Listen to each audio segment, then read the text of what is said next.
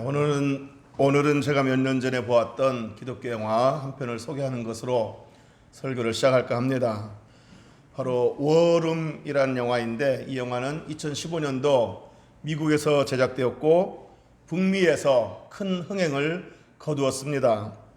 잘 알려지지 않는 배우와 저예산으로 만들어진 영화였지만 영화 내용이 아주 감동적이어서 관객들에게 큰 반향을 일으켰습니다.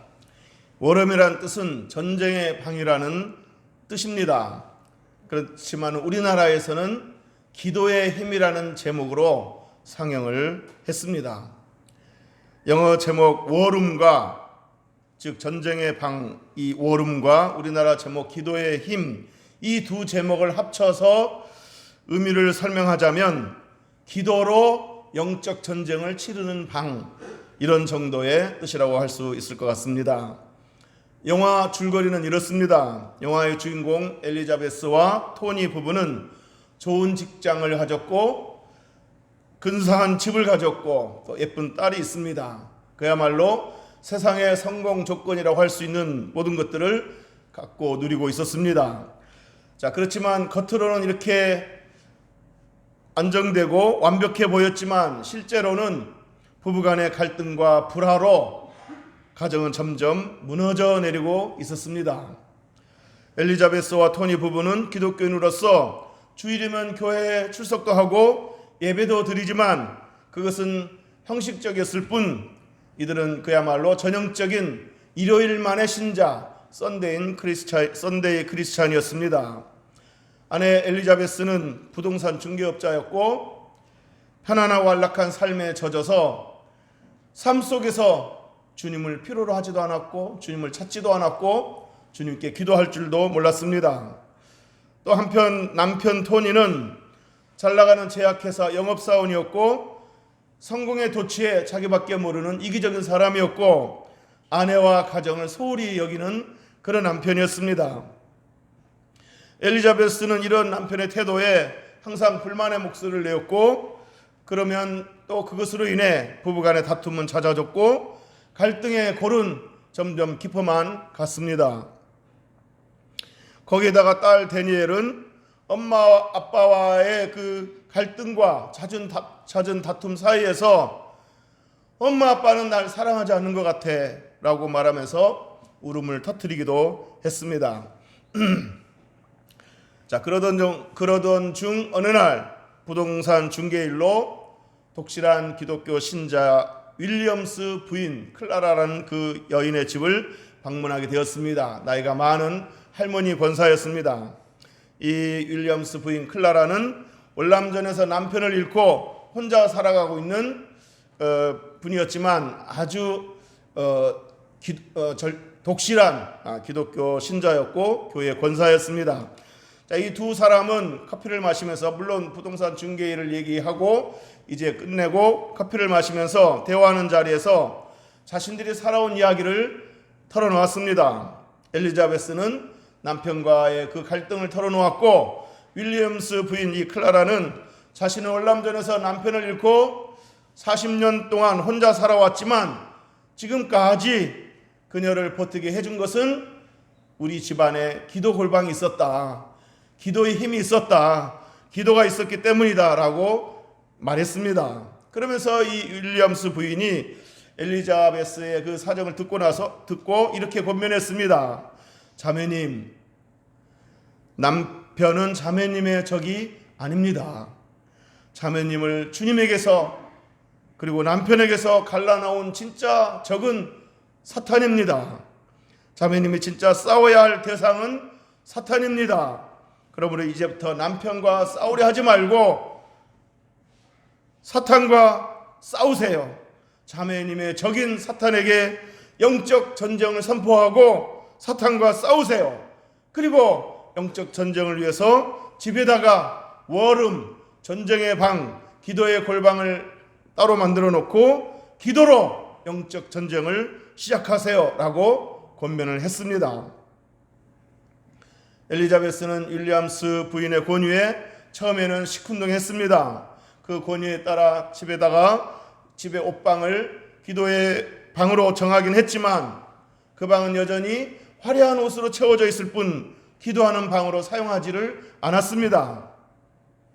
피곤하면 푹신한 침대에 눕고 입이 심심하면 감자칩과 콜라를 먹고 마시면서 텔레비전을 보면서도 기도하지는 않았습니다. 그러던 중 어느 날 남편 토니의 불륜 사실을 알게 되었습니다. 남편의 불륜 사실까지 알게 되자 엘리자베스는 그제서야 무릎을 꿇고 기도하기 시작했습니다. 주님, 그동안 제가 주님을 삶의 주인으로 인정하지도 않았고 주님을 찾지도 않았고 주님께 기도하지도 않았습니다. 주님을 필요로 하지도 않았습니다. 라고 주님께 고백하며 회개하기 시작했습니다. 그리고는 주님, 제가 남편 토니에게 매우 화가 나지만 가정을 잃고 싶지 않고 딸에게 상처를 주고 싶지 않습니다. 남편이 다시 자신을 사랑하게 되고 저도 남편이 다시 나를 사랑하게 되고 저도 남편을 용서하는 마음을 주셔서 부부관계가 회복되고 가정이 회복되도록 도와주옵소서라고 하면서 주님께 도움을 요청하며 간절히 기도했습니다. 그리고는 야고보서 4장 7절에 있는 말씀, 그런즉 너희는 하나님께 복종할지어다 마귀를 대적하라 그리하면 너희를 피하리라. 이 말씀을 붙잡고 다음과 같이 선포했습니다. 사탄아, 예수 이름으로 명하니 나에게서 떠나가라. 내 남편에게서 떠나가라. 내 가정에서 떠나가라 라고 선포했습니다. 거실에서도 선포하고 밖에 나가 마당에서도 예수 이름으로 명하노니 내 집에서 떠나가라 하고 선포했습니다. 엘리자베스는 그 후로도 계속해서 매일같이 월음 그 기도의 방에서 말씀을 읽고 기도하며 또 선포했습니다. 자, 그러던 어느 날 남편 토니가 회사에 출근하고 보니까 상사로부터 해고 통보를 듣게 되었습니다. 그동안 회사에서 거짓말로 쌓아온 영업 실적이 탄로가 나 해고가 되고 만 것입니다. 남편 토니는 해고가 되어 착잡한 심정으로 집에 오면서 많은 걱정을 했습니다. 아내가 뭐라고 말할까? 아내가 어떤 모습으로 나를 대할까? 라고 생각하며 불안한 마음으로 집에 들어갔습니다. 그런데 질책하고 비난할 줄 알았던 아내가 오히려 자신을 품어주고 위로해주는 아내의 모습을 보면서 남편 토니는 이 아내의 뜻밖의 반응에 미안한 마음도 들면서 고마운 마음도 들면서 또 한편 매우 당황스러워했습니다. 전에 보던 아내의 모습이 아닌데 하면서 의아해했습니다. 더군다나 아내 엘리자베스가 자신의 불륜 사실을 이미 알고 있었으면서도 자신에게 말하지 않았다는 그 사실을 아내로부터 그 자리에서 들었을 때에 더욱 그는 의아해했습니다. 화도 내지 않고 비난도 하지 않고 오히려 따뜻하게 대해주는 아내의 모습에 무척 당황스러워하며 의아해했습니다. 자, 그러다가 우연히 아내의 옷방에 들어갔을 때 아내가 잠시 자리를 비운 사이에 아내의 옷방에 우연히 들어갔을 때 비로소 모든 비밀을 알게 되었습니다. 그동안 아내가 옷방에서 남편이 변화되고 가정이 회복되도록 눈물로 기도했다는 사실을 알게 된 것입니다. 옷방의 그 벽에 붙어 있는 그 기도 제목, 쪽지들, 메모들, 수많은 메모들을 보면서 그가 얼마나 여기서 울면서 기도했을까, 얼마나 나를 위해서 기도했을까, 가정을 위해서 기도했을까 하는 사실을 생각해 보니 자신도 참으로 마음이 먹먹해졌습니다. 남편 토니는 그 자리에서 무릎을 꿇었습니다. 그리고 주님께 회개했습니다.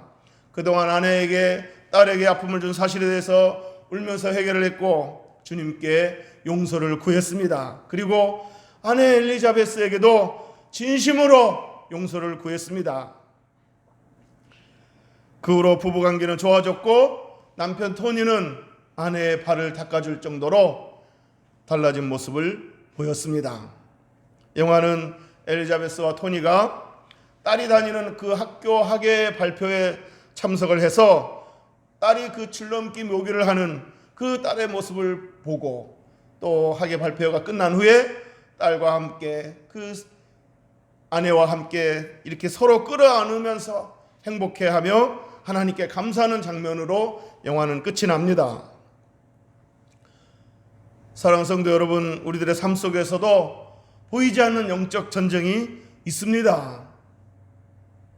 예수님 재림하셔서 악한 영들을 다 제거하고 완전한 하나님 나라를 이루기 전까지는 사탄과 악한 영들이 이 세상에 존재하게 될 것이고, 사탄과 그의 악한 영들이 이 세상에 존재하는 한 영적 전쟁은 그치지 않을 것입니다. 사탄과 그의 악한 영들은 지금도 개인이든 가정이든 교회든 크고 작은 여러 가지 문제들을 만들고 갈등 상황들을 만들어서 마음을 흔들어 놓으려 하고 관계를 깨트리려고 하고 가정을 무너져 내리게 하고 교회를 혼란스럽게 하려고 하고 있습니다. 그러므로 저와 여러분이 이 영적 전쟁을 항상 인지해야 됩니다. 눈에 보이지 않지만 악한 마귀가 두루다니며 산길자를 찾으면서 우리 심령을 흔들고 우리로 하여금 주님에게서 멀어지게 만들고 신앙을 무너뜨리게 만들고 가정을 흔들려고 하고 관계를 깨뜨리려고 하고 교회를 혼란스럽게 하려고 하는 이 마귀의 공격이 이 영적 전쟁이 항상 있음을 우리가 인지해야 됩니다. 그리고 이 영적 전쟁에서 악한 영들과 싸워 이겨야 하는데 오늘 본문에서 이 영적 전쟁에서 승리하는 비결을 가르쳐주고 있습니다. 영적 전쟁에서 승리하는 비결 첫째는 우리가 싸워야 할 대상이 누구인지를 잘 알아야 한다는 것입니다. 여러분, 전쟁터에서 아군을 적군으로 오인하고 아군끼리 서로 총을 겨누고 사살하는 경우가 간혹 있습니다. 우리가 영적 싸움을 할 때도 우리가 싸워야 할 상대가 누구인지를 분명히 파악하고 그 상대를 향해서 싸워야 합니다. 오늘 12절 우리 다 같이 한번 읽어보겠습니다. 오늘 12절 보면 다 같이 읽겠습니다. 시작. 우리의 씨름은 혈과 육을 상대하는 것이 아니요 통치자들과 권세들과 이 어둠의 세상 주관자들과 하늘에 있는 악의 영들을 상대함이라. 아멘. 바울은 이 영적 전쟁에서 우리가 싸워야 할 궁극적인 대상은 사람이 아니라 사탄과 그의 수종자들이라고 말하고 있습니다. 우리의 씨름은, 즉 우리의 영적 전쟁은 혈과 육을 상대하는 것이 아니라고 했습니다. 즉 사람이 아니라는 것입니다. 우리의 영적 전쟁은 사람을 상대하는 것이 아니라 세상에 있는 어둠의 영, 악의 영들을 상대하는 것이라고 바울은 말하고 있습니다. 바울은 말하기를 어둠의 영들, 악한 영들이 배후에서 우리 눈에 보이지 않게 사람들 사이에서 갈등을 일으키고 그래서 서로 비난하게 만들고 서로 다투게 만들고 서로 상처받게 만든다는 겁니다.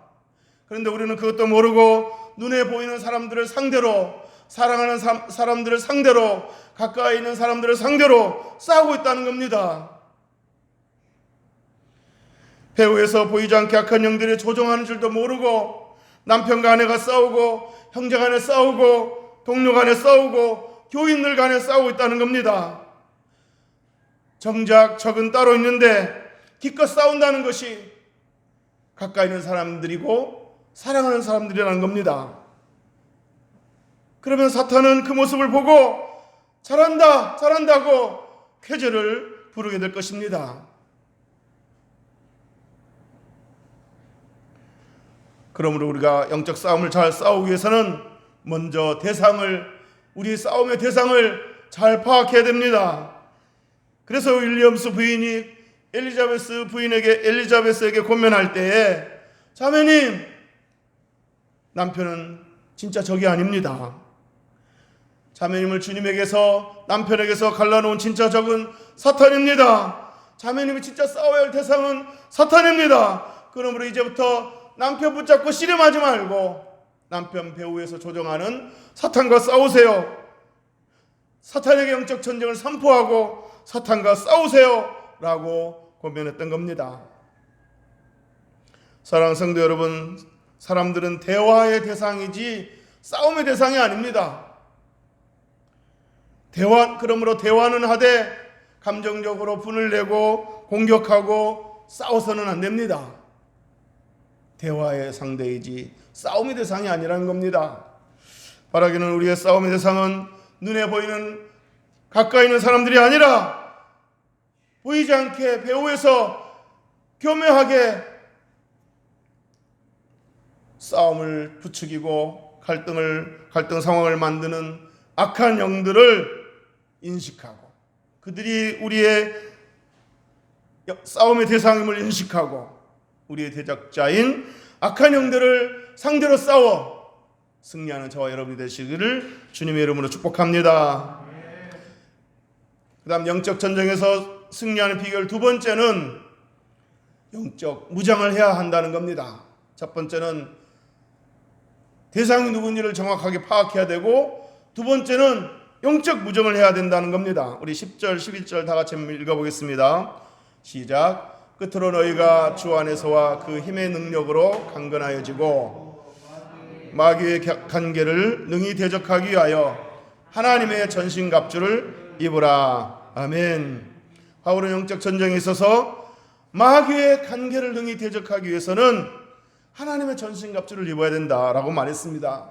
즉 영적으로 무장을 해야 한다는 겁니다. 13절에도 그러므로 하나님의 전신갑주를 취하라. 이는 우리가 하나님의 전신갑주를 취해야 될 그 이유는 악한 날에 너희가 능히 대적하고 모든 일을 행한 후에 서기 위함이라 라고 말했습니다. 상대가 영물이니만큼 우리도 영적 무장을 해야 능히 그 악한 영들을 대적할 수 있다는 말입니다. 이 말을 바꿔 말하면 우리의 노력과 의지만으로는 안 된다는 이야기입니다.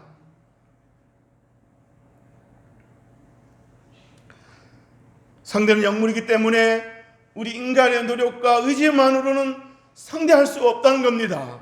그래서 찬송가 585장 가사에서도 옛 원수 마귀는 이때도 힘을 써 모략과 권세로 무기를 삼으니 천하에 누가 당하랴. 악한 영들이 모략과 권세로 무기를 삼아 우리를 공격하는데 우리 노력과 의지로는 당할 수 없다는 겁니다. 그러면서 내 힘만 의지할 때는 패할 수밖에 없도다 라고 가사에 나와 있습니다. 물론 우리가 영적 전쟁을 위해서는 결심도 필요하고 의지를 가지고 노력도 해야 됩니다. 그냥 기도만 하고 아무런 노력도 하지 않고 아무런 결심도 하지 않고 아무런 어떤 의지도 갖지 않으면 안 됩니다. 노력도 해야 되고 결심도 해야 됩니다. 그렇지만 그것만으로는 역부족이라는 겁니다. 그래서 바울은 영적 전쟁에서 이기려면 영적 무장을 해야 된다고 말하면서 영적 무장에 대해서 여러 가지를 언급했습니다. 오늘 본문을 삼지는 않았지만 우리가 읽었던 본문 뒤로 보면은 바울이 영적 무장을 하기 위해서는 이렇게 해야 된다 하고 여러 가지 언급을 했습니다. 자, 그런데 그 중에 한 가지가 바로 기도입니다. 그래서 에베소 6장 18절에 보면 모든 기도와 간구를 하되 항상 성령 안에서 기도하고 이를 위하여 깨어 구하기를 항상 힘쓰며 여러 성도를 위하여 구하라 라고 기도를 강조했습니다. 기도할 것을 권면했습니다. 기도로 영적 무장을 하고 영물을 상대하라고 권면했습니다. 영어 제목 워룸을 우리나라에서는 기도의 힘이라고 바꾼 이유가 뭐겠습니까? 주인공이 바로 기도로 승리했기 때문입니다. 악의 영들을 대적하기 위해서는 기도가 필요합니다. 윌리엄스 부인이 엘리자베스에게 기도의 골방을 만들어서 그 방을 워룸으로 삼고 전쟁의 방으로 삼고 그 방에서 기도로 싸우라고 권면했던 이유가 뭡니까? 윌리엄스 부인이 자신이 기도의 힘이 얼마나 큰지를 직접 경험했기 때문이고, 그래서 누구보다도 기도의 힘이 얼마나 큰지를 잘 알고 있었기 때문에 엘리자베스에게 당장 기도의 방을 만들어라, 기도의 자리를 만들어라, 기도의 시간을 만들어라, 무릎을 꿇어라, 기도해라, 기도해야 네가 살고 네 남편이 돌아오고 네 가정이 산다 라고 권면했던 겁니다. 여러분, 우리는 약하지만 주님은 강하신 분이십니다. 믿습니까? 그렇기 때문에 우리가 약하고 주님은 강하시기 때문에 주님께 기도로 도움을 요청해야 됩니다.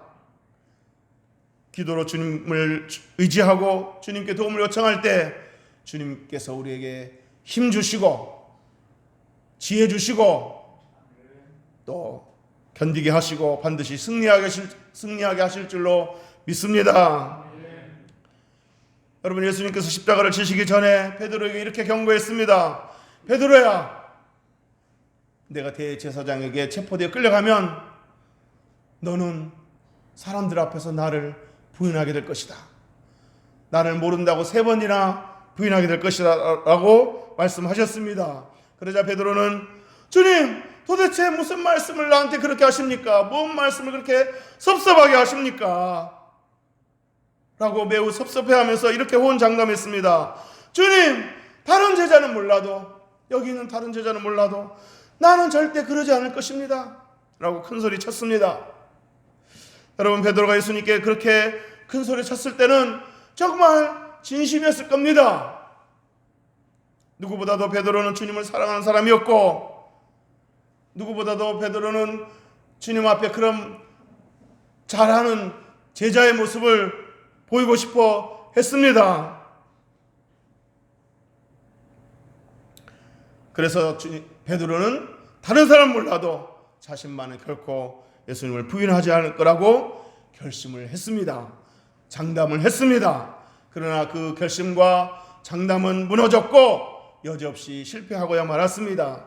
대제사장의 한 하녀가, 무기를 든 로마 병정도 아니고 대제사장의 계집종이 당신 예수님의 제자 맞지? 라고 물었을 때 베드로는 겁에 질려 나 아니야, 난 예수님의 제자가 아니야, 난 그분을 몰라, 그분은 나하고 아무 상관이 없어 라고 예수님을 부인했습니다. 심지어 예수님을 저주하기까지 했다고 그랬습니다.